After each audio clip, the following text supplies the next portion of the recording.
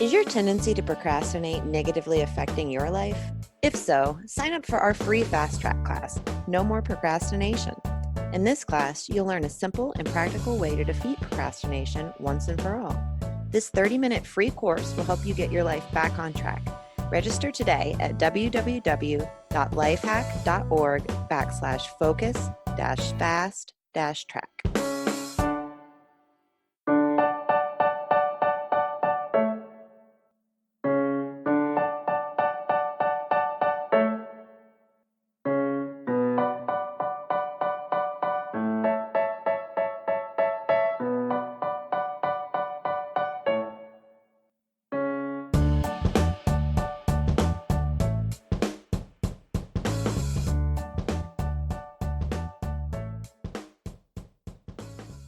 You're listening to The Lifehack Show, a featured podcast of lifehack.org, where we teach you how to break free from your limitations and live your best life. I'm Allie Kramer, and today I'll be talking with Dr. Paul Napper. A renowned psychology expert, Dr. Napper is here to discuss the importance of agency as a shield from anxiety. He believes, as individuals, we've lost the ability to deal with stress and act as an effective agent for ourselves. He addresses this in his book, The Power of Agency, the 7 Principles to Conquer Obstacles, Make Effective Decisions, and Create a Life on Your Own Terms. Thanks so much for joining me, Dr. Napper. Well, thanks for having me here, Allie. It's great to be here. Yeah, definitely. This is going to be an interesting discussion because anxiety is certainly something that many of us, if not all of us, can relate to. And it says, according to the World Health Organization, the United States is the most anxious nation on earth, with at least 1 in 5 people, a full 40 million Americans, currently diagnosed with an anxiety disorder. That's huge. Yeah, it really is. And it's surprising to many people. So we talk about this as really kind of a silent epidemic that's occurring in the country. And so 20% of Americans are officially diagnosed with a clinical anxiety disorder. There's millions more who are undiagnosed or hovering just below some of those symptoms. So we have a very anxious culture here. And I think a lot of it is due to just the speed of change and how people are trying to adapt to the fact that everything's changing, right? I mean, just work's changing and media is changing the landscape in terms of how we communicate. And, people are really, over time when you experience stress, if the stress just persists, for a long period of time, it turns into anxiety. And that's really what we're seeing. So that's one of the main things we try to address in our book. Yeah, that makes a lot of sense, especially just, when I have 5 minutes free and I'm on my smartphone, there's about 600 apps that I could look into that would cause me more anxiety. Anything from looking at Instagram and it's, we're recording here, it's the day before Thanksgiving. And it's like, oh my gosh, I haven't made all these beautiful desserts. And, you get comparing yourself, but then also the distraction of information is ever present. No, you bring up a really good point. And, this is one thing that is really pretty much brand new in the history of human civilization. We've never had technology like this. We've never had devices like this. And, the devices make us feel powerful and they're fun and they're attractive and if not compelling, I mean, they kind of compel us to pay attention to them. And so, what I like to say is, we're kind of living in the midst of one enormous social experiment, and we've put the tech industry in charge of that experiment, and we're all just kind of guinea pigs living through it. And I think what you bring up though is, our devices are all these things, right? They're appealing and they bring us information and they do some things that are just absolutely amazing, but they also crowd out other things. Right. And one of the main things they crowd out is getting outside, walking around, moving your body. I mean, typically when we're on a digital device, we're more stationary. And right. If you're walking with a phone, that's it's a really bad idea. Yeah. Right. I mean, there must be countless YouTube videos on that, showing people showing what happens when people walk with their phones. And I have to say, I've caught myself doing it a few times. I have to say, it's embarrassing. What are you doing? What are you doing, dummy? But I think the thing is that these devices are very appealing, but so they're seductive actually, and there's a real downside to spending a lot of time on these devices that we're just now really beginning to pay attention to. And it's what it crowds out. It crowds out being in motion, moving around, being in natural environments, and probably most importantly, it crowds out time when you could be engaging socially with another person or Mm-hmm. with other people. And so that brings us to the topic of agency, because agency is this our capacity as human beings to reflect on our situation and make choices, make positive choices in our lives. Mm-hmm. And to do that well, we need to be connected to other people, because we're social creatures, and when we're disconnected from other people, we aren't learning, we're not receiving support, we're not receiving valuable feedback. So when we're isolated, which our overuse of digital devices can tend to cause, we become disempowered. We lose our ability to connect with what makes us most powerful as creatures. Mm-hmm. And so that's one of the main topics we explore in the book, is how to make sure that you don't fall victim to that kind of feedback loop where things just start snowballing, and you get to a point where you're really feeling anxious, right? You're feeling kind of anxious and isolated, and that's not a pleasant place to be, and yet millions of Americans are finding themselves there a lot of the time. Right, right. So you're saying agency is a lot about connectivity with others and kind of being present in their company? Yeah, it's a big part of it. We in our book we talk about 7 critical things, critical principles that help us to connect to our sense of agency. Mm-hmm. And again, agency is a word that most people aren't familiar with. I like to Yeah. So say, what is agency? yeah, no, it's. I like to say that agency is something you use that is a part of your every waking moment in your life. Um, Agency is related to that. It's it's probably the thing that you've never heard of that's the most important thing that you use each and every day. And again, it's back to Wow. it's this idea of our capacity to act on our environment, our capacity to make choices, make decisions, to take our lives in the desired direction that Mm-hmm. we want to take our lives. And so what we have is we have people more stuck, more stressed, and in some ways feeling like they're not connecting to the power that they have within them to make Mm-hmm. those choices, to create the lives they're trying to create. And we see certain people who seem to be doing this better than others. And so one of the things we did in the book is we took a look at some of those people who seem to be doing much better at connecting with their sense of agency and using it to create lives that are meaningful. We call it lives, living lives on their own terms. Mm-hmm. And we try to see what they're doing differently. And one of the critical things we found is there's a strong relationship between anxiety and confidence, Mm-hmm. and it's a seesaw relationship, so that when we are feeling more confident, by definition we feel less anxious, and if we're feeling more anxious, by definition we also start feeling less confident. Yeah, that makes And a lot of sense. and I think what we also have found is that much of what's written about how to find your way through and anxiety and how to treat anxiety is very symptom oriented. It's kind of like just treat the symptom. But what we're trying to do here in our book is we're trying to treat something that goes deeper, which is helping people to build greater confidence in their lives. Because again, when people feel more confident in themselves, in their ability to make these choices, their anxiety goes down, and Mm-hmm. guess what, the quality of their decision making goes up.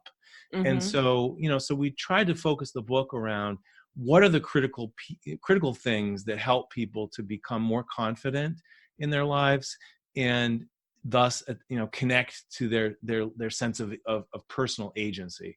And this helps keep anxiety at bay, which is as we've said, a growing problem. Mm-hmm. Yeah, this is very fascinating. And like you mentioned, it's not a very well-known word, but it seems to be extremely important to every individual's livelihood. Um, and it reminds me a little bit of mindfulness, but it's different, right? So how do they compare, contrast? It's a really great question. And I think, a lot of the um, stuff on mindfulness, comes from, I think, in part from a desire to help people with stress and help people with anxiety. And so mindfulness is a very useful practice, and it does help to build greater agency. So we are all in favor of mindfulness. Um, Mindfulness is really about being more present in the moment, Mm-hmm. and also, kind of trying to get your body physiologically in greater, kind of balance, and kind of turn down the volume, so to speak. So mindfulness techniques, we actually have several of them in our book, Mm-hmm. and recommend mindfulness techniques, again, to build confidence and build agency. But it to have a sense of agency, it goes, a fuller sense of agency, it goes beyond just mindfulness. Right. So So like mindfulness is like a tool. it's a really useful tool, and we need it, and it's a very, very positive tool. But I think when it comes to people making choices in their lives, and more, we all have to make choices, right? Some choices are big and incredibly important. Some choices are smaller and less significant. But really, our lives are about making choices, each and every day. We say in the book that in many respects, our lives are really the sum total of all the decisions we've made over the Mm-hmm. course of our lives. And yet, we really, as humans, and we rarely study this whole idea of how we make decisions, how we make choices as human beings. We've not really taught that, in a really concrete, simple way to Mm-hmm. people. And I think that that's one of the reasons why people these days are feeling less confident, because so much information now is coming at all of us, right? We live in, it's a cliche to say it, but we do in fact live in the information age. Mm-hmm. And what that means is, we have enormous volumes of information coming at us. And so we have to figure out, what do we do with that?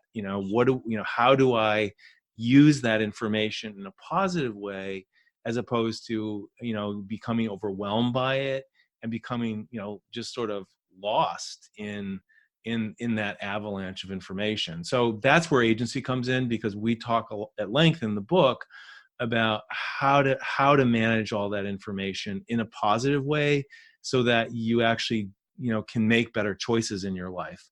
Mm-hmm. And one of the key concepts we explore a lot is this whole idea of overwhelm. Mm-hmm. And we actually, in our book, we call the current age that we are living in right now the age of overwhelm.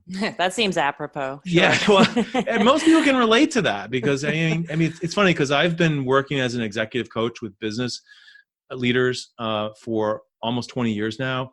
When I first started doing this work, I rarely heard my clients telling me they were overwhelmed. That's you know, so it would interesting. come up every now and then, occasionally, like, wow, this is really an overwhelming project, or, I'm just kind of wiped out and overwhelmed. It would come up occasionally, but I have to tell you, Allie, I hear it every day in my work now.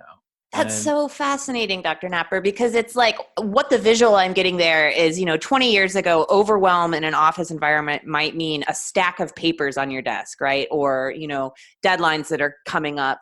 But now the capacity to be overwhelmed is literally in our pockets almost at any time. right, it's in some ways, we're trying to adapt to this new world where, there's always on, information coming at us.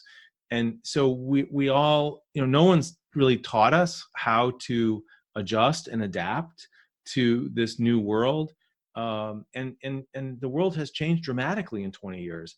And so Mm-hmm. we're all just figuring this out as we go. And how we tend to do that as human beings is we look to the right, we look to the left, we see what everybody else is doing. And, everybody else is on their digital devices most all the time. So we figure, well, okay, it's safe to do that. We can, Yeah. and but I think what we're all just starting to become more aware of is the downside of that. And so again, back to this whole idea of, the goal being for people to feel more confident in their ability to stay grounded, to stay more balanced, so that they have a greater level of self-confidence and they can actually navigate better, make choices better in their lives. And so managing stimulation, controlling Mm-hmm. the stimuli in one's life, that's one part of the equation. It's an important part, and we have that as one of our 7 key principles of agency. But there are other things too. And Mm-hmm. again, as I said earlier in our conversation, because we're social creatures, one of the key ways that we as human beings express our agency is through the context of our social relationships. Mm-hmm. So if in some ways we're isolated, we're not around supportive people who help us to learn, who challenge us, who encourage us, if we're not around enough people like that in our lives, we start to lose agency. And Yeah. so It's anyway, so yeah, that is an important one. it's super ironic to me too to think about how social media, like you're saying, we've put this big social experiment into the hands of technology experts, because what we are seeing is a lot of people out there hoping to increase or boost their confidence, maybe what they would assume to be agency without knowing the definition of the word, through these social media connections. But it's really it's like it's false. It's not actual activity. It's not really building confidence. If anything, it might be degrading it more. It can, and it's not a substitute for real human contact. It's Mm-hmm. it's just that simple. Now, I think what you're describing, and I'm glad you said all that, because I think that we can use our devices, we can use social media, we can use all the information that's now available to us that was not available to us 20 years ago. We can use that information to help us increase our level of agency in our lives.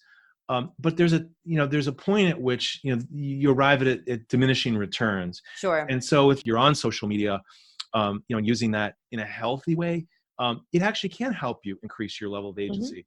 But again, I think what happens is most people go beyond the point of diminishing returns, where it's actually interfering with their agency, because it's so addictive, and Right. it's so easy to do, right? I mean, it's so easy to just read something, or watch a video, or be on Instagram or Facebook, or whatever social media it is you like.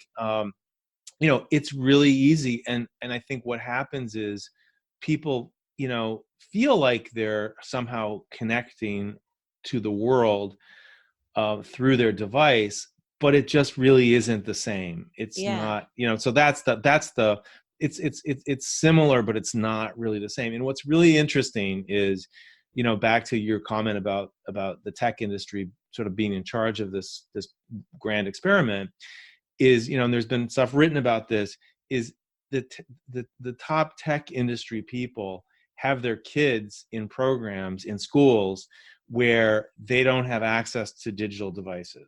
Wow. Yeah, yeah. I mean, they know Yeah, they that know. it doesn't Wow. build agency. And so this is particularly hard on kids with developing brains, Mm-hmm. because kids need the social contact. They need to be out in natural environments also. I mean, we found an unbelievable statistic where the average child spends only 30 minutes a day outdoors Oh my these days, goodness.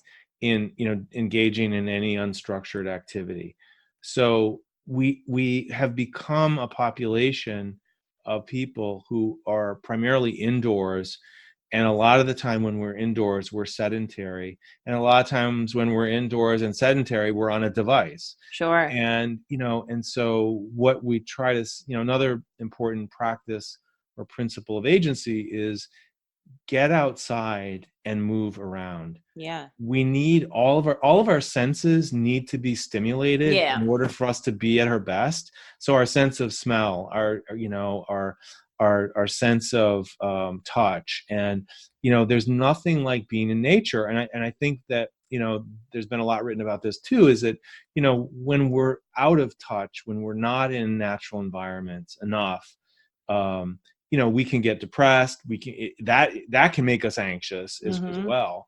And interestingly enough, sort of an anecdote on this is Japan was dealing with, and you may have heard of this, Allie, but Japan was dealing with some serious problems with depression on a national basis.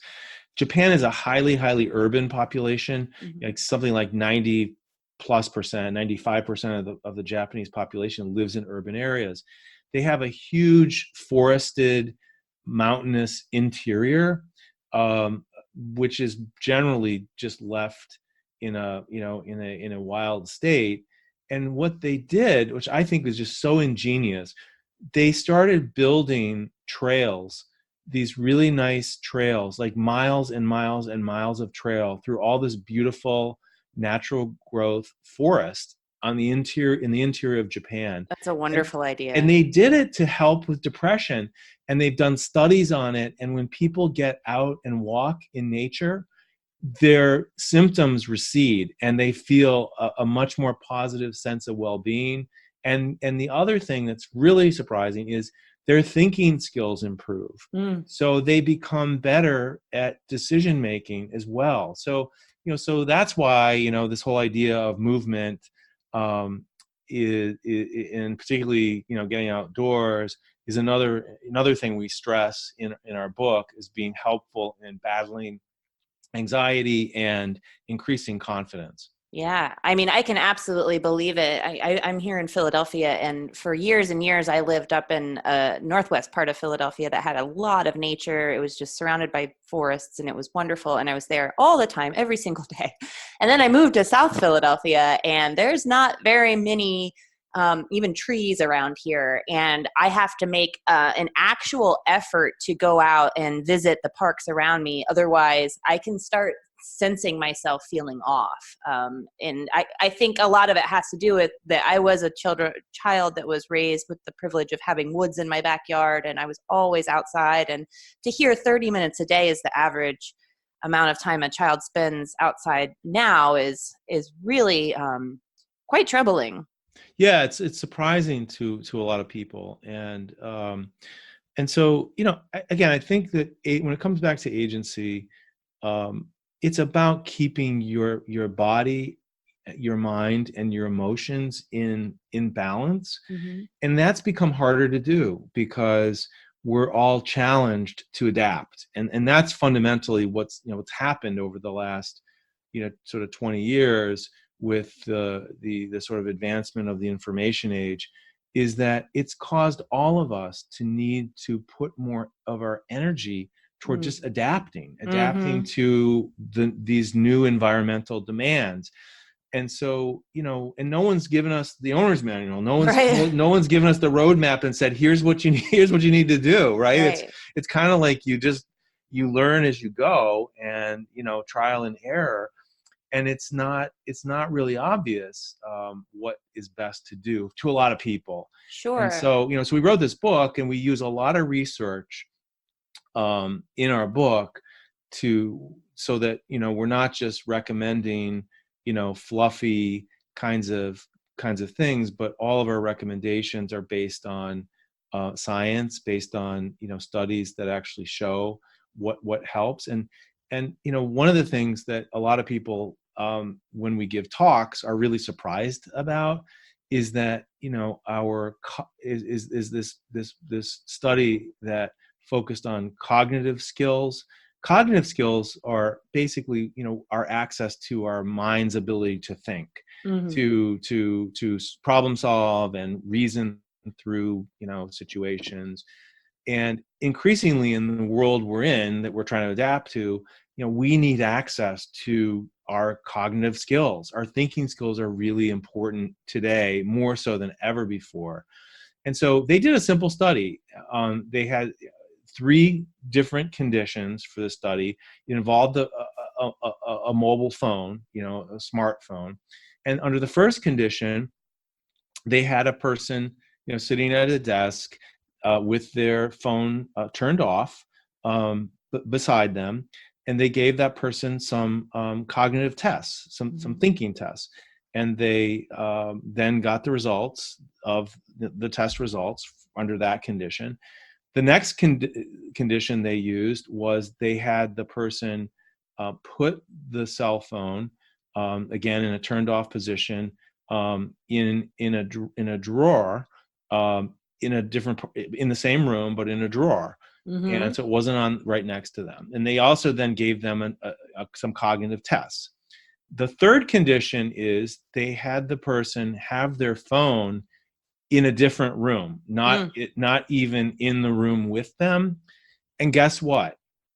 The results were really striking in that people perform best on the thinking tests when their phones were in another room, not nearby. The next set of conditions where the person performed worse, but still better than the third one was when the phone was in a drawer, in a different part of the room. And then people performed worst when the phone was sitting next to them. Wow. And this is all, by the way, when the phone is in a turned off position. Yeah, okay? But it's like not out of sight, so it's not out of mind. Even the drawer. Exactly, you got it. That's exactly right. So we don't even realize the extent to which, even when our phones are off, just when they're in our visual field, they're taking our attention away from other things. And so, it's pretty amazing. And again, back to this whole idea of, our ability to make sense of our situation, make sense of our environments, to reason through problems, and again, arrive at good choices in our lives. It's really important. It's always been important for us as human beings to do that. But the challenge is today, just given how much stimulation and information is coming at us, the challenge in doing that is harder. And so we need access to our thinking skills. And so, this study is a very interesting one. And I think, hopefully more people will become aware of that, because it is important. And, I have friends who sleep with their phone. Oh yeah. So do I. It's just crazy. So, and it's like, I keep thinking of the phone as this kind of like villain to agency or something. And I probably shouldn't think about it that way, but it seems like that would be one really big step toward increasing one's agency, is to even just recognize the impact that, the ability to have that smartphone at your fingertips and tap into all that extra information. Exactly. It kind of gets back to your point about mindfulness. It's like when you're focusing on a thinking exercise, when you're in a meeting, or you're having a serious discussion with a friend or family member, and you really want to have access to your ability to think clearly, don't have your phone nearby. Just put it somewhere else. So it's not that our phones necessarily always rob us of our agency, but if we use our phones or any digital device in an unthinking way, and if we use them excessively, they will interfere with our capacity to think clearly. And so it's really about maintaining some balance. We like to say, and this goes for social media as well as for all digital devices, it's sort of like the equivalent of sitting down with a bag of potato chips, right? You're better off if you pour a serving of potato chips into a bowl and take that in to wherever you're sitting and eat from that, as opposed to bringing the whole bag, right? And so it's kind of the same sort of idea. But we know that about potato chips. Most of us, but because phones are so new and all these digital devices are so new, we're just still learning, how do we use these things in a way that enhances our lives. And Right. what we say in the book is, it's as simple as use technology, don't let technology use you. Because the other thing is, and this is a little darker, but everybody's trying to get your attention. That's the world we live in. And why are they trying to get your attention? Because usually there's money involved, right? They're trying to sell you something. Right. And what we also say to people is, when someone's trying to get your attention and they're trying to influence you and trying to get you to buy something, for example, they don't want you thinking clearly, actually. They want you thinking impulsively, right? So they're hoping you're one of those people who's on your device, 10 hours a day, because people who are, from our research, we found that people who are, excessive users, they don't have as much access to their thinking skills, and they're more apt to be impulsive. And so, they're more apt to buy things that they may not necessarily want or really need. Right. So anyway, it's an interesting world we live in. It sure is. And it seems like having high agency would actually save people some money in the long run, if anything else. If not, right. Exactly. It makes, the bottom line is agency is connected to being a critical thinker. And it's also connected to something, known as metacognition. Metacognition is related to critical thinking. And what metacognition is simply, being able to think about the quality of your thinking.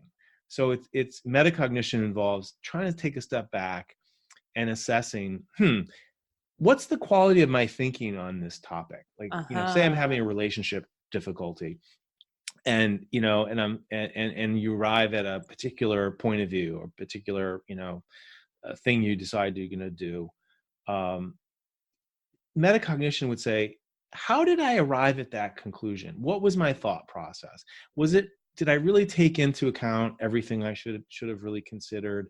And so people that have, that take a little more time and engage metacognition, they become better critical thinkers, and they make better decisions in their lives. So we also go into great length in our book about how we as human beings actually think, and how we make decisions, and how we can be better thinkers. Because again, the world we live in today is so cognitively oriented. It's so much about, our ability to kind of make choices through using our reasoning skills, so that, to have full access to our agency, we have to be aware of how we're thinking, and how, and learn actually how to think more, more clearly, more critically. And it is a learned skill. And there's more and more courses out there on how to think critically. And so we advise people, take advantage of those kinds of things. Read a book on critical thinking, take a class on critical thinking. It's really probably one of the most important skills of the 21st century. And it really is directly connected to your level of agency. That's so fascinating. So paint a picture for our listeners about someone who has high agency. What does this person look like? Yeah, well, it's a really, really fun question. What someone looks like who has a high agency is they look like they're pursuing what's most meaningful to them in life. And generally they come across as pretty energetic, passionate people who really are often following a very unique path. They're not doing necessarily what everybody else is doing. They are making choices that are more internally driven. So in other words, they're making choices based on their own values, their own interests. And, one of the great things about being alive today in 2019, we've kind of focused on some of the challenges so far, but one of the great things is that, it's almost like if you can think of an idea of something you want to try, something you want to do, we live in an era where it's possible to actually put that into motion and do it, Yeah, right? that's so cool and so And true. that's what's really cool. And Mhm. so with high agency people, that's what we see. We see them in a way rising above all of the noise. We'll just call some of the stuff we've talked about thus far as, kind of the noise, Yeah. the static in the system. And they connect with what they really most want to do with themselves, what they want to spend time on. And for some of those people, it's not chasing after, a big pile of money. It's, although sometimes people find themselves in pursuing their own unique ideas, they end up making a lot of money. Uh-huh. But I think you see a lot of high agency people really doing what they love in life. And so they often, how they appear is they appear as really fun people who have generally less anxiety and more confidence in themselves and in their capacity to make choices. And so they're good people to be around, because that's the other Yeah. thing. I'm so glad you asked this question, because it relates directly to something else that's really important, that in terms of all the anxiety that is out there. Anxiety, this is the thing I really want your listeners to understand. Anxiety is socially contagious. Hmm. If you are around people who are very anxious, you are going to become anxious as well. We have these things in our brains called mirror neurons. Our, Mhm. our mirror neurons, in other words, just you and I, in this interview, our mirror neurons are going back and forth, mirroring each other. So if I were highly, highly anxious right now, Mhm. and given the amount of time you and I've spent thus far, you would be picking up on that anxiety, and Right. it would start infecting your thinking and your emotions. And so, given how many people in our country right now are so anxious, we have to be really careful that we don't inadvertently pick up on someone else's anxiety and allow it to, kind of make us anxious. And so how this applies to what we were just talking about with agency. If you're around people who have a higher level of personal agency, that is also infectious. That helps Mhm. you to develop more agency. So we're back again to this whole idea of, the company you keep is one of the most important parts of agency. That when Mhm. you're around people who, again, are supportive and encouraging and positive, people you can learn from, your level of agency increases. If you're around negative people, if you're around people who are highly, highly anxious, and you're likely to become more negative and more anxious yourself. So you know it's just important to keep in mind. Now, that doesn't mean it doesn't Absolutely. mean that if you have a loved one who's starting to feel anxious, that you run for the hills and you never talk to them again. It's not quite it's not that black No, and have white. compassion, of Of course. course, well, you can talk to them about it, and you can actually, the main thing you want to do is don't join them Right. in their anxiety and become anxious yourself. But you Right. can, work with them and say, hey, you seem really, really overwhelmed and anxious. What's going on with you? Right. And Um, having your own high sense of agency is certainly going to help you handle others better and help them. Absolutely. No, it inoculates you in a way. And so Mhm. that's, again, Mhm. back to the seesaw relationship between confidence and anxiety. It's when you feel a greater sense of groundedness and self-confidence in your own life, in your own skin. You are inoculated to some of, to picking up on some of this anxiety that's just floating around out there. You're less apt to pick it up. And Sure. so, right, so anyway, so that's kind of how that works. Yeah, I mean, it really goes back to, and this is a great way to wrap up everything that you've just said, like how powerful agency actually is. Well, it's interesting because, agency has been studied by philosophers, psychologists, and sociologists for decades.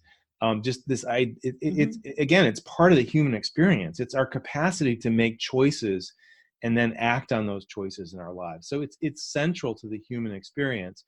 And, it's never been, kind of explicitly taught as something to go after. Like, how do you build greater agency? It's one of the reasons people go into psychotherapy, for example.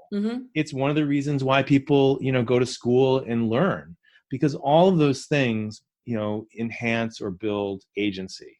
But we wrote this book because we feel like right now agency is really under threat. Again, people feeling stuck, feeling stymied, feeling anxious, not feeling confident. So we basically wanted to say, hey, look, if you focus on these few things, you can have a higher level of agency in your life. And oh, by the way, a high level of agency is not necessarily connected to a higher level of education. You don't need a master's degree or a doctoral level degree in order to have a high level of agency. You can have it. That's what I say. Like you said, back to your question about high agency people. We see high agency people who have no college. Some of them, and some of them have a year of college. I mean, so it's not about necessarily formal education. Although that can help. But anyway. Yeah. So, it's much more about just understanding what agency is and the capacity that it has to change your life. Exactly. And how to access it. There's ways to access it. And that's what our book's about, is how to access that. Yeah, this is great. This is such fascinating stuff. So let our listeners know where they can pick up a copy of your book. Yeah, well, the book's everywhere. So you can get it Barnes & Noble, at Amazon, at Books A Million. I mean, it's pretty much anywhere books are sold right now. And you can check us out on our website, www.powerofagency.com. And you'll see me and my co-author there. So yeah, check us out, please. And there's also, we also have an inventory, a test you can take. And one portion of that test of agency is actually on the website. So you can take that and you'll get some results. That's so cool. That's great. I love individualized kind of assessments like that. It really helps put into perspective where you could fall on, I guess the scale of agency. Exactly. Yeah. And it's and there's 7 principles of agency. So there's 7 sub-tests. And one of the 7 is actually on our website. So yeah, it's interesting. I think people, you just take it and you actually get some results emailed right back to you. That's so cool. Okay, so to our listeners, definitely check out this book, The Power of Agency, The 7 Principles to Conquer Obstacles, Make Effective Decisions, and Create a Life on Your Own Terms. And for more information on how to create agency for yourself, visit powerofagency.com. That's POWEROFAGENCY.com. Thanks so much for joining us today, Dr. Napper. This was a really incredible discussion. Yeah, well, thanks for having me, Allie. It was really terrific meeting you, and you got to come up and visit us in Boston at some point. I will. All right. Thanks again for having me. Absolutely. Thank you so much. That wraps up today's show. Stay tuned for more expert advice on living your best life on the next episode.